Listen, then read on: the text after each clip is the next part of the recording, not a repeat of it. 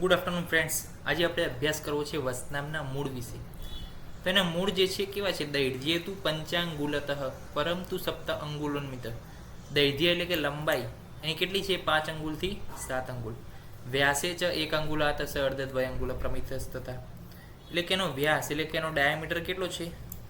તો કે 1 અંગુલ અથવા 2.5 અંગુલ જેટલો છે. આમૂલ ચૂલમ ક્રમશઃ સ્થૂલશ્ચ.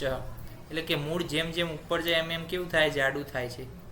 મૂળ જેમ જેમ ઉપર જાય એમ શું થાય? જાડું થાય. દાખલા તરીકે આ મૂળ છે તો જેમ જેમ ઉપર જાય એમ કેમ થાય? જાડું થાય. ઓકે. બીજું, પાંડુર પ્રભ. પાંદડા પીળા સફેદ પડતા હોય. ઉત્પાટ્ય શીત સમયે વસંત એવા સમાસરે. ક્યારે કલેક્શન કરવું એ પણ આચાર્ય કહી દીધું કે શીત સમય અથવા વસંત ઋતુની અંદર એનું કલેક્શન આપણે મૂળનું કરવું જોઈએ. તો જોઈ લો, આ રહ્યું મૂળ. તો કઈ ટાઈપનું મૂળ છે જોઈ લો. કે જેમ જેમ આપણે ઉપરની સાઈડ જઈએ એમ એમ કેવું થતું જાય? સાંકડું થતું જાય. સોરી, સ્થૂળ થતું જાય, જાડું થતું જાય. જો નીચે કેવું છે? સાંકડું છે, પિન પોઈન્ટ.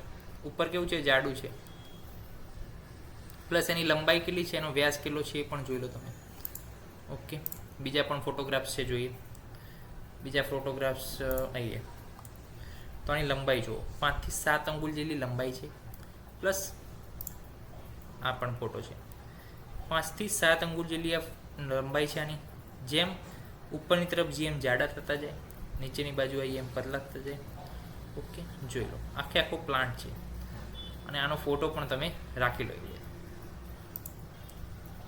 તો રાઇઝોમ ઇઝ 5 to 7 અંગુલ લોંગ, 1 to 2.5 અંગુલ thick. Thickness decrease from top to bottom. White is yellow in the color.